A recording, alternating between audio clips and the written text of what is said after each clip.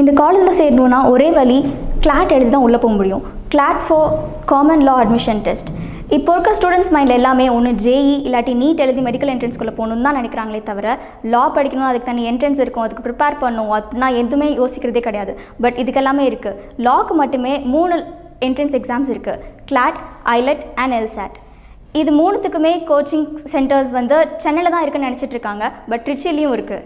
எல்லாருமே சென்னை போகணும், அங்கே தான் நல்ல கோச்சிங் கிடைக்கும்னு நினைக்காதீங்க. ட்ரிச்சிலையுமே ரொம்ப சூப்பராக கோச்சிங் தராங்க.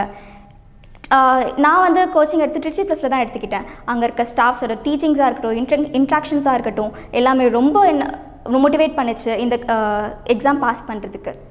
எப்போவுமே காலேஜ்க்கும் ஸ்கூலுக்கும் ஒரு பெரிய கேப் இருக்கும். காலேஜில் கிடைக்கிற எக்ஸ்போஷர் வேறு அண்ட் ஸ்கூலில் நம்ம பார்த்த எக்ஸ்போஷர் வேறு. இந்த கேப்பை பிரிட்ஜ் பண்ணுறதுக்கு ரொம்ப யூஸ்ஃபுல்லாக இருந்தது எனக்கு ட்ரிச்சி ப்ளஸ் மட்டும்தான். அவங்களோட ஃப்ரெண்ட்லி அப்ரோச்சாக இருக்கட்டும், எங்களை ஸ்டூடெண்ட்ஸ்குள்ள இன்ட்ராக்ஷன் கொடுக்குற வேயாக இருக்கட்டும், எல்லாமே ரொம்ப யூஸ்ஃபுல்லாக இருந்தது.